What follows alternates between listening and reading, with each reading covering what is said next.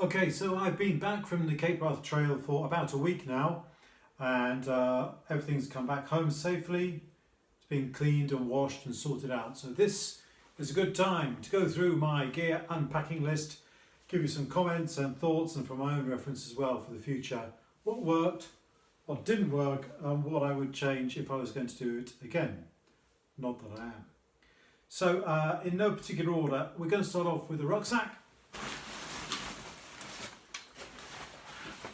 Osprey Exos 58, weighs in at 1.2 kilos, so it's very light for a rucksack and with good capacity. Some people use a 48 litre Osprey Exos, but that inevitably involves packing a bit of stuff around the outside, which I don't really like to do. I like to have everything contained in and safe. So the 58 worked very well for me. I had the brain on top, mainly because it's got a very useful pocket, which I used for things like waterproofs, and waterproofs. And there's a pocket inside, and in that I had bits and pieces, money, and a little ID card with my personal details.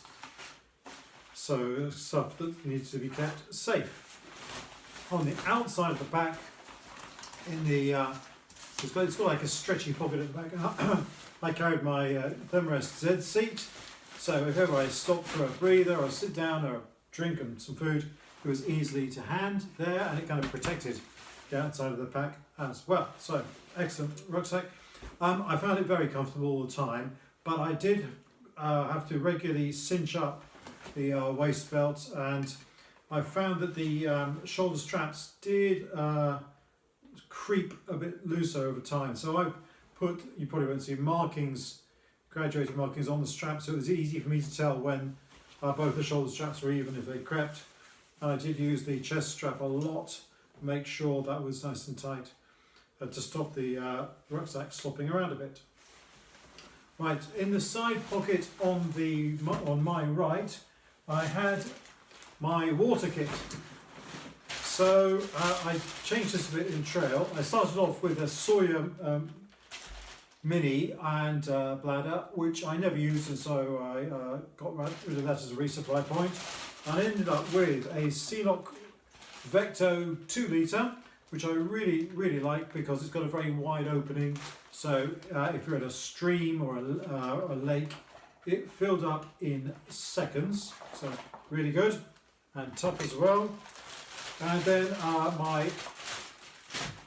during the day water was a Catadin B-Free, which has a built-in filter, and I found this brilliant because the flow rate through the filter was excellent.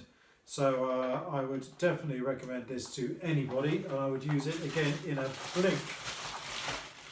So that was my water system that was on my side. On the other side, for easy access, was my toilet kit. A lot of people sort of gloss over this, but I think it's good to know what's in the toilet kit. Firstly, trowel. So this is the Deuce, which is like an aluminium trowel. It's quite compact and light. I found it very difficult to use because it's got quite a sharp edge, so when you're trying to dig a hole, it was quite uncomfortable and not very productive. So I would use the plastic one with a better handle if I was going to do it again. More heavy, but certainly more practical. For hygiene, I used disposable gloves, saved having to wash hands and stuff.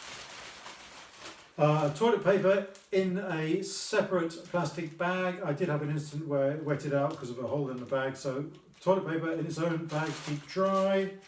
I also have some biodegradable wipes and some anti-bac hand sanitizer, and lastly some zinc oxide cream, just to make sure that I wasn't going to have any chafing issues.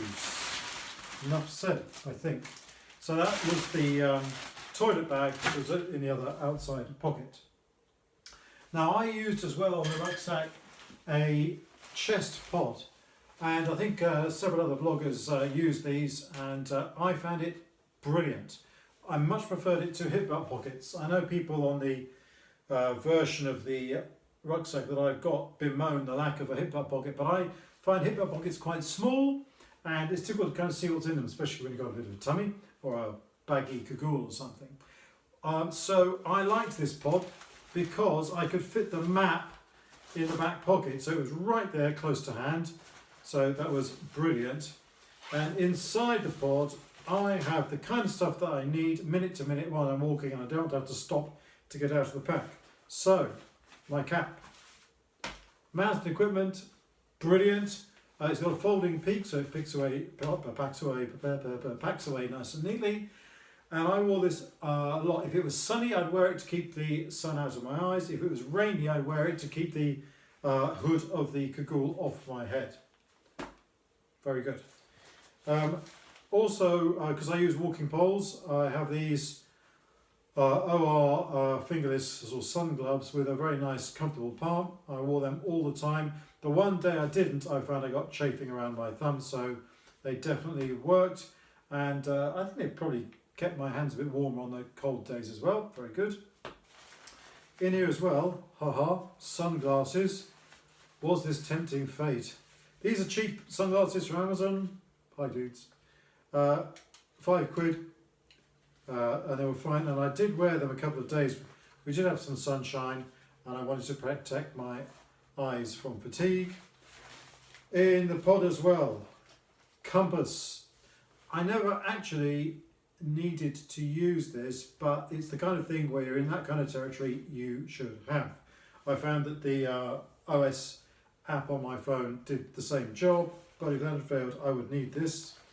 The only other things in this bag are polos, healthy supply. These were my reward, incentive, keep me going, and they are in a plastic bag because the polo packets disintegrate when they're wet. Take it from me. And the other thing that would be in here would be a snacky bar. I would start off, I would load this with 3 or 4 bars to see me through the day, so I could just chomp it en route, so I could have a chomp of a snack and have a drink, keeping going without too much delay. Very, very good. On this I have upgraded the clips that clip it onto the shoulder straps because I found the ones it comes with a bit fiddly, and with cold fingers it can be a bit awkward, so I put bigger clips on that are smoother and much easier to latch on to the loops on the rucksack. So that was the pod. Right, so that's the rucksack. Next big item was the tent. Here is, this is not the bag it came in. I use a Lanshan 2 with a 4-season inner, and I would use it again and again and again because it was perfect. So this tent weighs in at about 1.2 kilos. I've added some extra guy lines and stuff that adds a bit of extra weight. And I've also got the footprint on this, and I was glad of the footprint in the wet conditions. And once I had to pitch on some sort of very bouldery ground, or there was another time when there was a lot of sticks of heather poking around. So I was glad of having a footprint on the tent, even though it weighs 150 grams or so. It performed brilliantly. If I took time to get it pitched right, it was steadfast in strong winds, totally waterproof, well made. And I like the 4-season in it because I feel a bit more cosy. And on the windy and wet nights, it was much preferable to having mesh doors, I personally believe. So that was the tent. And I'm using a 10-litre stuff sack with it, not the one it comes with, just so I can stuff it into the pack nice and quickly, and also sort of squishes down to a shape that works well in the rucksack. And generally speaking, the tent would be towards the very top of my pack, so it was close to hand when I wanted to pitch. So Lanshan 2, excellent. And of course, now pegs, I use slightly beefier pegs than the one it comes with. So these are the sort of triangular shaped pegs, and I've added better sort of ties to the top. 2 reasons. Firstly, it's easier to pull out when you've got a nice beefy tie on the top, but secondly, it's in rough ground, it's easy to lose the top of the peg. So these beefier Dyneema pulls are much easier to spot and save losing pegs. Shout out to my friend Lucas. I also use delta pegs on the 2 main guys of the Lanshan because they're quite important to holding things stiff. and I was so glad that I did, because these things dig in under pull and they're totally solid. I didn't have any doubts about them at all. They do weigh a little bit, but it is absolutely essential. Just looking up to see how much they weigh. Yeah, 50 grams each. But I regard them as essential, and I would not do the Cape Wrath Trail without those to support my tent. Another mod for the tent are some carbon fibre side poles that I had made. The chap on eBay sells them. The Lanchan has a very large exposed side area, very prone to being buffeted by the wind. So these I have made in 30cm sections, and they sit in the ground and support these side guys to give them a better direction of pull and to give a bit more strength to the side of the tent. So combined weight of 60 grams, totally worth it, and I would use them again. Right, and then the poles, I think most people on the trail were using the similar ones. These are the Black Diamond Trail Treks. Superb, quite strong. I had to lean on one or two quite heavily on river crossings and things, and I found them totally reliable, and they also kept my tent up. The locks on the shafts are really efficient and nice, neat design, and the tips have not worn down at all, unlike cheaper poles that I've used in the past. The trick to the wrist loop is to pass your hand up through the loop and then grasp the pole, and that worked extremely well for me. I think anyone attempting the Cape Wrath Trail with the kind of terrain you've got, it's very loose, soggy, river crossings, steep descents, walking poles are absolutely valuable, especially if you're an older git like me and whose knees are not what they were. Right, so I'm going to pause there. That's the rucksack and the tent, and then we'll move on to the next items.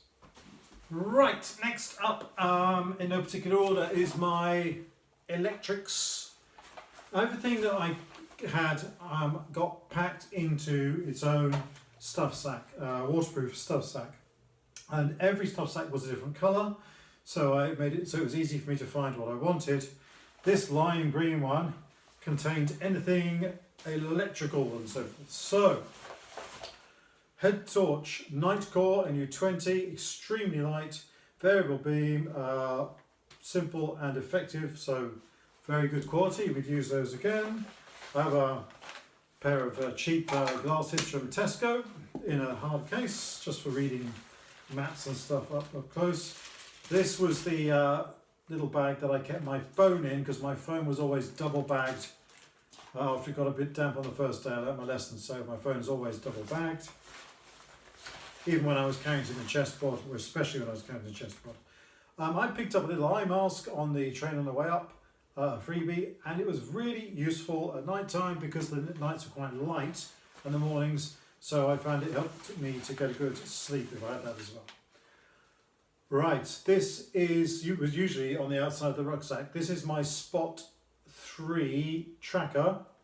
I was walking solo through very desolate country with no phone signal, so this was, I think, a very responsible thing to have with me.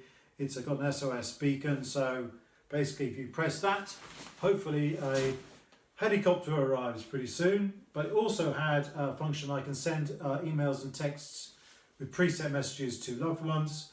I have one that says I'm okay, and I would, whenever I stopped for a break every hour or two, I would hit that just to let them know where I was. So there was a bit of a track of where I'd been. And there's also a button which I've got that says I'm camped here for the night, so people would know where I was stopped if there was a problem as well. So Spot tracker, I think some kind of tracking device is the right thing to have. There are more expensive ones out there that you can sort of send text messages to and fro and get weather forecasts, but this is already expensive enough and it does everything I wanted it to. Spot 3 tracker. Now, power banks, because I was often, 5-6 days between opportunities to recharge. So I use the Night Core 10,000 milliamp hour power bank, and I have 2 of them. And there's a good reason for this, not because I want to spend more money. The first reason is that I have if there's a problem with the power bank, I've got a spare. The second main reason is that opportunities to recharge are few and far between. So if I was in going to be in a cafe or whatever, I needed to get as much charge as I could quickly. So I invested in a plug from Amazon that's got 3 USB outlets on it. So I could charge 2 power banks at the same time, plus my phone. And that would be obviously twice as fast as recharging one big power bank. So much more effective. So this was the plug socket thing and it has the necessary cables strapped to it, and these are my 2 power banks.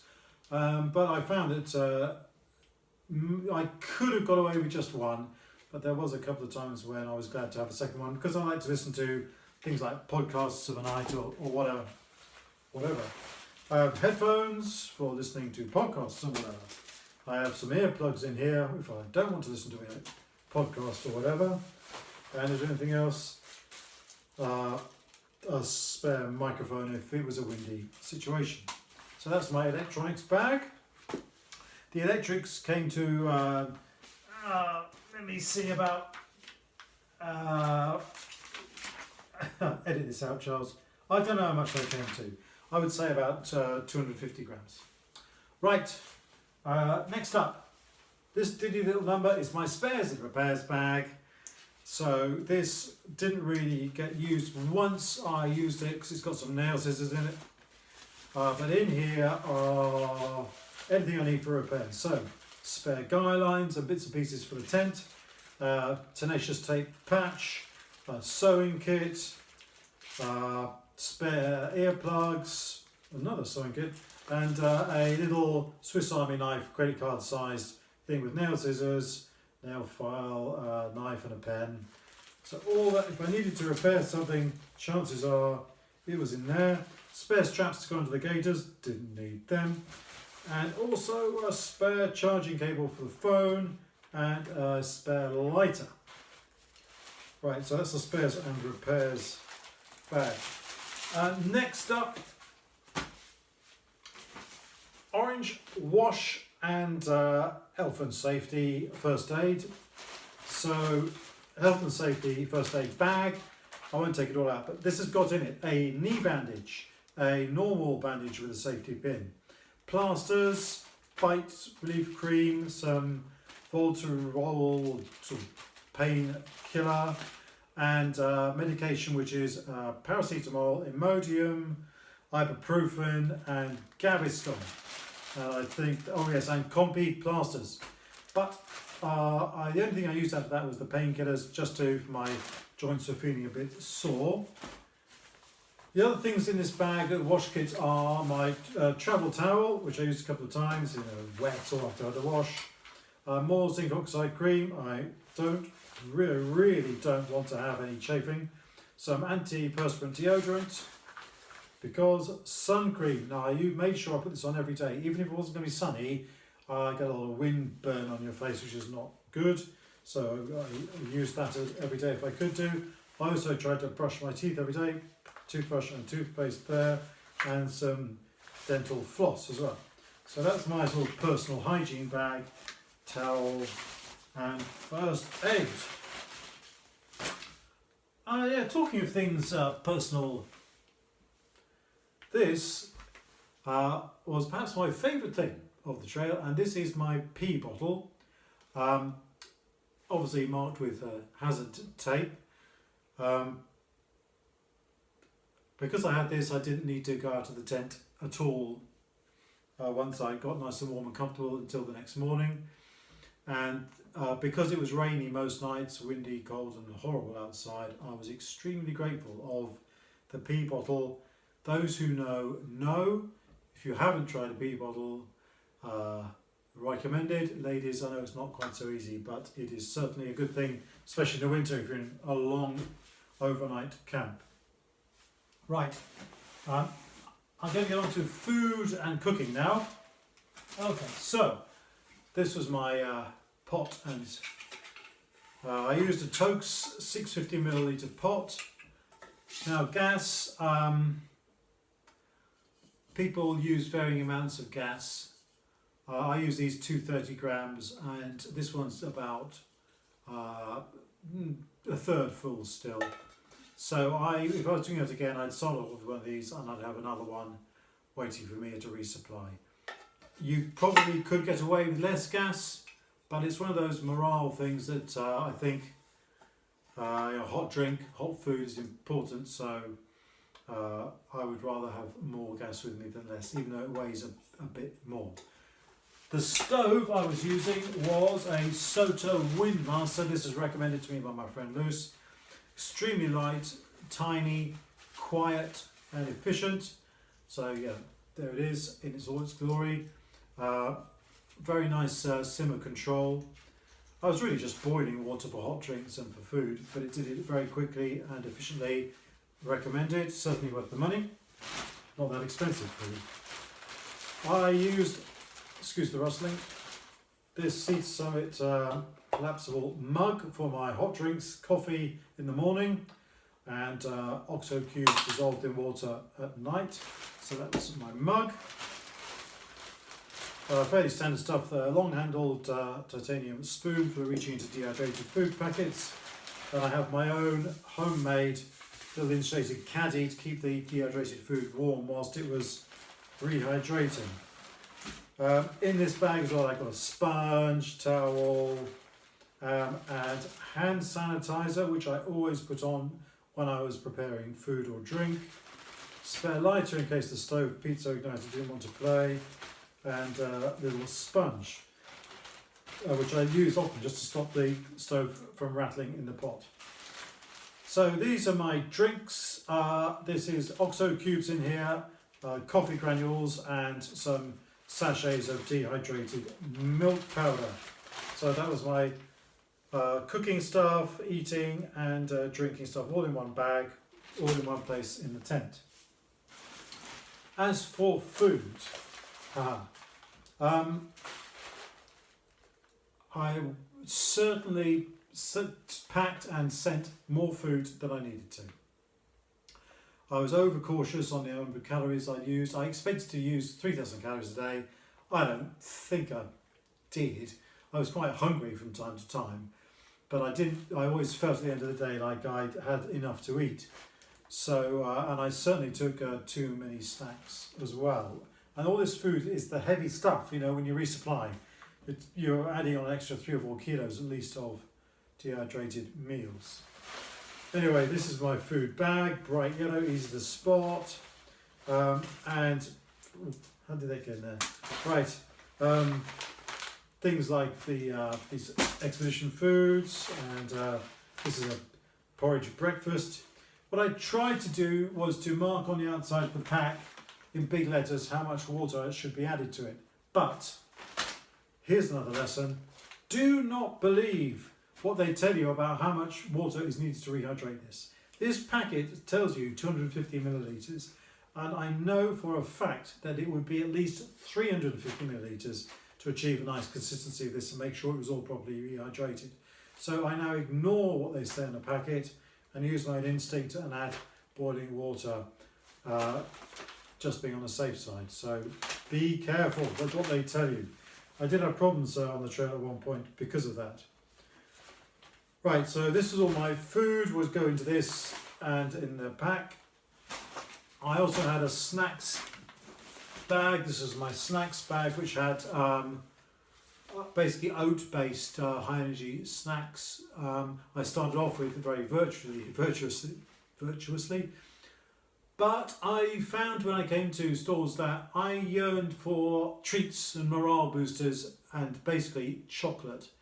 So I ended up buying things like Snickers and Mars bars and so forth. I found them more fun to eat and cheaping up a bit than another OT bar, which got a bit samey after a while. Right, so that was my food and drink. In the morning, I would start with a bowl of porridge and a mug of coffee. I'd have snack bars during the day, chocolate or OT bars, polos whenever I reached Bilach or felt I needed a bit of a boost. Then in the evening, I'd get a mug of an OXO cube diluted in a mug, hot drink, straight away if I could, and then I'd follow it up with a dehydrated meal of around 800 calories, and that was enough. I did lose a bit of weight, but not a huge amount, so I think it was the right kind of calories.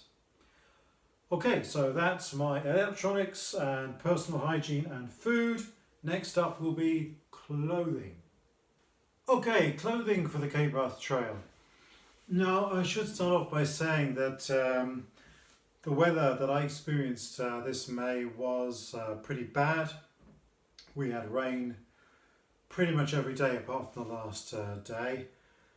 Winds, it was pretty miserable to tell the truth. So what I ended up using probably isn't typical for somebody doing the Cape Wrath Trail at that time of year. But having said that, if you're going to be taking 2 or 3 weeks to complete the trail, then you've got to expect all kinds of weather and be prepared for it, and that's one of the challenges that make it such a unique experience.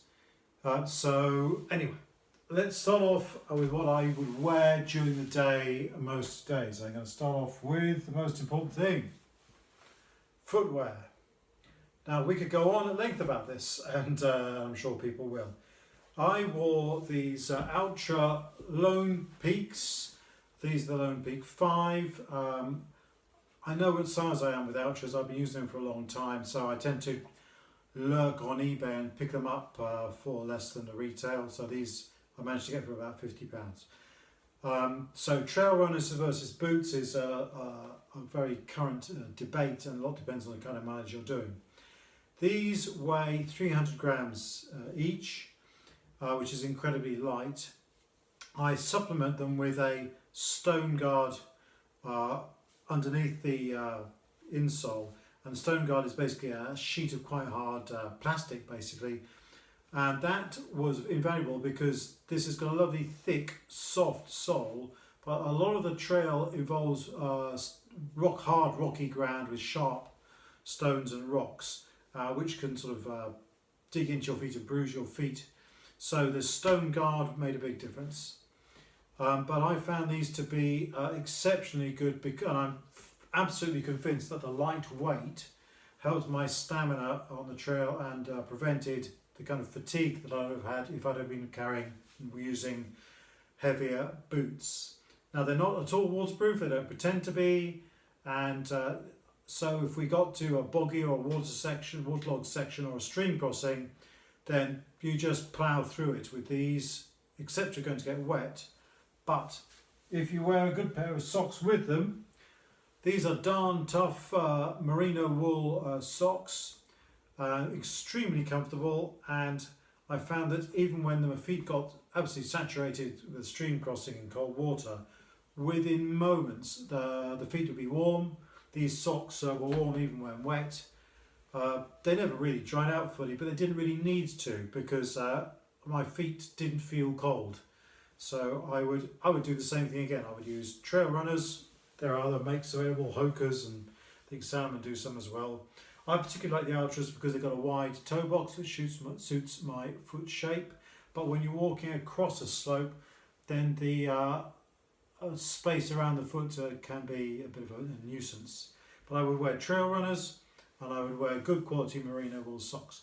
Now, people suggest using the sealskins type of waterproof socks. I have used those a lot in the past, and if I'm going for a 1 or 2 night trip, Dartmoor or something like that, then I will use them. But they take a long time to dry out, and they're not as warm when they are wet as well. So on the Cape Wrath Trail, I personally don't feel they're the best solution. I think a good quality merino wool sock that is warm when it's wet, naturally antifungal, doesn't smell too bad, is the way to go. I would, if I got a chance, I would wash these out in the stream, get the grit and the peat out of them if I could do, and hang them up in the vestibule of the tent just to air them overnight. I could go on about trail runners, but I definitely believe that they are the best choice for the Cape Wrath Trail. The one proviso, or one caveat on that, is the grip on the heel. These are trail runners, not walking boots, and so the lugs on the grip aren't what you would get on a walking boot, especially the heel, and I had to be very careful descending down slippery, waterlogged peat slopes, because it was very easy to slip and land not very elegantly on one's bottom. So just be careful, and that's where the walking poles came in handy as well. But that small nuisance was the price well worth paying for the overall benefit of using trail runners. I think I've made my point now. Okay, so that was what I was wearing on my feet. On my legs, then I had a pair of, where are they? Here they are, Montane Terra trousers. Brilliant, comfortable, quick to dry if they got wet, useful pockets, useful ventilation option on the sides as well. The one thing I found personally with the Montane Terras is that the lower leg beneath the knee is quite a generous cut, quite flappy, if that's the word. So my wife is a dab hand with a sewing machine, and we managed to take about 2 inches of fabric out of the lower leg on a kind of a gusset to make them less flappy, and that worked really well. So Montane, I think you need to save yourself some fabric on the lower legs, but these trousers are tough and durable and comfortable and quick drying, so well worth the money and very comfortable. Very good. If it was a sunny day, then I would have worn a pair of shorts. And I have a pair of Slazenger normal sort of running tennis shorts or whatever. These have the mesh inner, and the pockets have zips on them, which I think is important to you if you've got your phone or something like that in your pocket. So I didn't actually get to wear these as much as obviously I might have hoped, but I found these, I like walking in shorts. I prefer walking in shorts to walking in trousers, to be honest. I like the freedom of movement. Right, underwear makes a huge difference, and comfortable underwear is an important thing. So these are merino wool undies. And the one thing I'm going to draw attention to is that there's no seam in the middle of the back. So they don't, how can I put this, ride up with wear and cause discomfort. These are merino wool, they dry quickly, they're comfortable, warm and wet, and they're not too smelly, so that's a no-brainer. And on that theme, I would up top wear, usually, because the weather was quite cold and wet, this long-sleeved merino, I think it's 180 gram weight top, warm, comfortable. I swear by those. I use them a lot around the house, to be honest, because they're just so nice and warm and comfortable. I did, if I was having to wear a cagoule and it was not too cold, to stop getting too hot, I had this sort of short sleeved merino. This is a Go Outdoors special. But again, very comfortable, all the benefits of that material, just a bit cooler, especially if it was a mild day and wearing waterproofs, etc. Right, so I had my base layer up top. I wore my waterproofs a lot, we'll come on to them in a second, and didn't wear sort of warm layers very much apart from at night and in the morning. And I had a choice of 3 jackets, which sitting here now seems a bit like overkill. The first one is my wind jacket. This is a Rohan windstopper. Again, I picked it up off, I think it was eBay for a good price.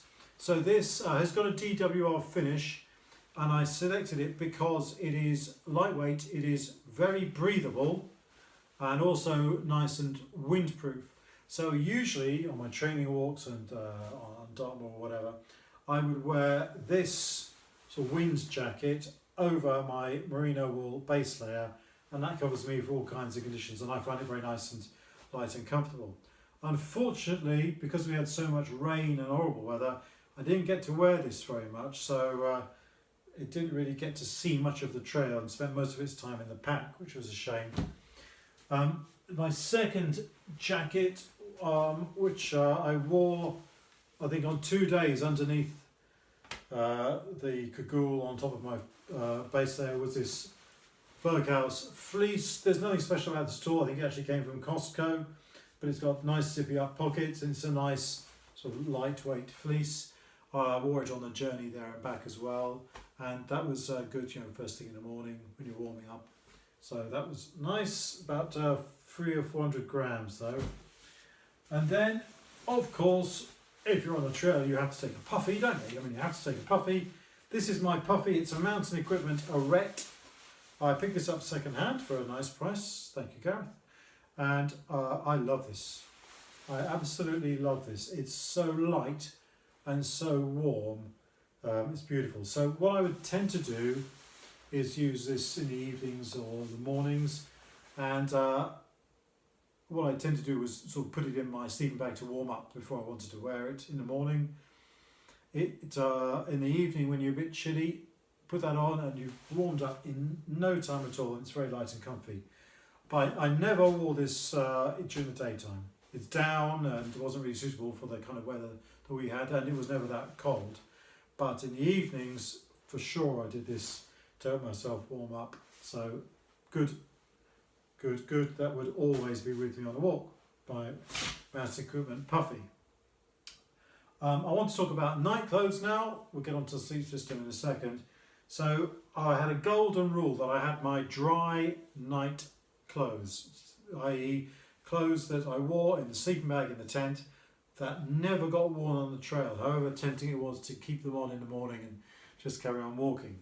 So that consisted of another long-sleeved merino top, some merino leggings, long johns. These came from Aldi's Central Aisle for like 20 quid, nice and comfy and warm. And a pair of, these are my socks, nice wool socks. So the socks, the leggings and the top were my night clothes. I put them on and it was a real morale boost putting on warm, dry woolen clothes after a cold, wet, tiring day. And they had their own little bag, waterproof bag inside my clothes bag to make sure they never got wet. So all of those went into, this is my clothes bag, and inside it there's also a carrier bag for anything that got wet, a sponge in case anything needed wiping down. Another part of my night kit was these are like I call hot socks. They're like bothy boots. So these are boots with a Primaloft filling, and I didn't use them every day, but if my feet were chilly, I put on the bed socks and then these over the top to help them warm up, and they were very, very comfy. If I'd stayed in a bothy, I would have for sure used them more. I'm not sure I'd take them again. They were a bit of a luxury, if you like, bit of a comfort, but they're very light, but I'm not sure they really deserve their space in the pack. Perhaps another pair of socks would have done just as well. So those were all in my clothes bag. Now, the other things clothes-wise was midge protection, and I had two types. This is the smallest item, look at that. This is a Sea to Summit midge net for your head. I did buy a smidge head net, but it's quite dark and it's a dark green, it's quite hard to see through. This smidge thing is the lightest thing ever, and it's very easy to see through. So, I mean, it takes up no space in the bag, it lives in my rucksack. This is a Yellowstone midge jacket, which I got off eBay. It's a thing that includes a hood, but sleeves and a body as well. I sort of was a bit alarmed by some of the videos I've seen about the midges in late May up in Scotland. So I want to have the option to wear a midge jacket over a t-shirt or something like that on a warm evening. Never used it. So I'm not sure that was really worth it, but obviously if you're going to be going to that part of the world, you do need midge protection. Okay, also in this bag, this digital bag, is my warm clothes stuff. This is going on a bit of clothing, isn't it? So, this is an icebreaker beanie. I would wear this, I wore it once when I was walking on a cold day underneath my cap. Otherwise it was in a tent, keep my head warm at night. I have also in here a homemade snood. So this would double up and go around my neck, keep my neck warm. I love this. And this costs nothing because it's basically made from an old base layer top, and we just cut the trunk out and my wife overlocked it on her fancy machine. It's basically a tube. and like that. And so it's nothing, it's just a bit of old base layer top that's got a bit worn out. And these are the only gloves I took. These are gloves that also have a sort of mitt element that can fold over the gloves to keep your fingers warm. I did wear these once. I think you've got to be prepared to take gloves if you go into that kind of part of the world at that time of year, whether you end up using them or not. So, and all those warm clothes had their own little stuff bags, and this lived in the brain of the rucksack, so it was easy to find. Right, waterproofs. Boy, did I use these. So my system was, these all have the Berghaus Gore-Tex Pack Light. This cagoule was second hand off eBay, and I washed it thoroughly with the Nick Wax treatment before I went and gave it a good reproofing. And even after 2 or 3 weeks use every day, the water was still beading up nicely on the outside and running off, so that worked very well. You'll see in the videos of the trail that the taping on some of the seams around the hood came loose and was catching on my ear and things and jamming in the zip of it, which was a bit of a nuisance. But this did a good job in the conditions, and often I'd wear it all day, even if it was just showery, just as a kind of a windproof, comfortable jacket. And so if I was doing the trail again, I might invest in a new one, but I would go for a good quality Gore-Tex jacket that you could just wear comfortably all day over your base layers, and that would be definitely the way to go in sort of damp, windy conditions. So that was very good. The over trousers were also in the little pack sack there, they come in. Berghaus Pack Light, very, very good. I'd recommend it to anyone. They're not cheap, but you do get what you pay for. And again, very, very comfortable. You can wear them all day, and I think it must have been 7 or 8 days I wore these most of the time over my Montane Terra trousers. They just stomped along without an issue at all. The other things in this bag are gaiters. I tend to wear gaiters if I'm wearing shorts, not trousers, especially in country like that where there's risk of getting ticks and stuff catching on you, and this boggy ground and heather and stuff. But I didn't really get to wear these much, so they were kind of dead weight in the rucksack, and I'm not sure that I would take them again. I think I'd probably expect to wear trousers all the time and do away with the need for gaiters, especially if you're going to be wearing waterproof over trousers if it's raining. And because I'm not worried about my feet getting wet, I don't need to sort of make sure the water runs off and over the top of boots.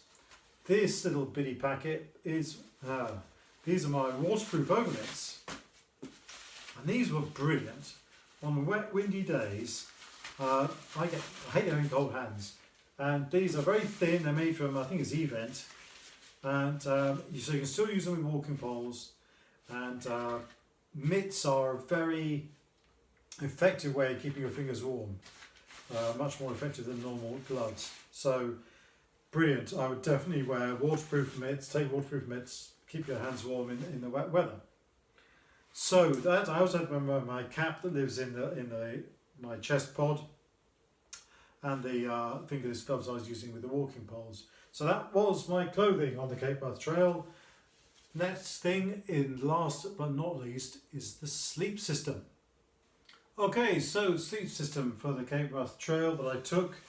I did a bit of testing out of equipment before I went and had to modify it a bit, but what I ended up with was fantastic and kept me warm, so I'm happy with it. My sleep system in total weighed about 1.5 kilos.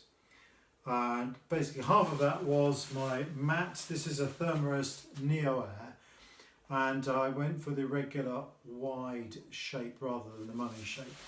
So why did you do that, Charles?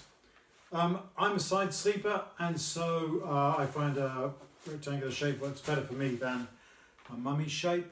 The Neo Air X-Therm is overkill, if you like, for Scotland in May, but I sleep a bit cold, and I need equipment that will last me through the year. I camp a lot through the winter as well in Wales, and I need to be warm. So this is rated at, I think it's got a R value of 6.5, so it's good for down to -20 or something. So this is going to do the job for me. It's a little bit lighter than other lighter plaids, but not that much. I think it weighs 650 grams, and it was brilliant. It's a bit of a pain having to blow it up every night and stuff, but you soon get the knack of using the bag to do that, and it's fine. It cleaned up well after trade as well. So that is my pad. I used a Trichology pillow. Everyone does. I think this is it here. Its own little stuff sack. And this is the one with the elastic strap that straps around the pad to hold it in place. And that worked really well. My old pillow didn't have one, and I was constantly losing it and jiggling it around to try and get it in the right place. But this worked really well. So well done, Trichology. Fantastic. No-brainer. Sleeping bag. Aha, there hangs the tail. Right, so I did quite a lot of research beforehand because I needed a bag that was obviously as light as possible, but gave me a good warmth rating. I did try a lighter weight bag in March in Yorkshire, but that was just not warm enough, so I upgraded. And so I've gone for, this is my bag. This is a Criterion Quantum 350, and it weighs about I've got it down here somewhere. Yeah, 695 grams, and it's rated for -6. So that good rating for such a light weight is largely due to the fill power of the down, which is 870 fill power down, which is extremely high quality. And actually, this bag was perfect for the trail. There were nights which were cold when I was nice and cosy wrapped up inside. There were other times when I undid it and used it as a quilt. So a good quality sleeping bag allows that kind of versatility, and I would always use a sleeping bag over a quilt. Perhaps I'm just a bit old-fashioned that way. So this sleeping bag was perfect. Not cheap, but it'll do me for years to come as well, and it just is so comfy and snug with no drafts. So that coupled with the pad was fantastic.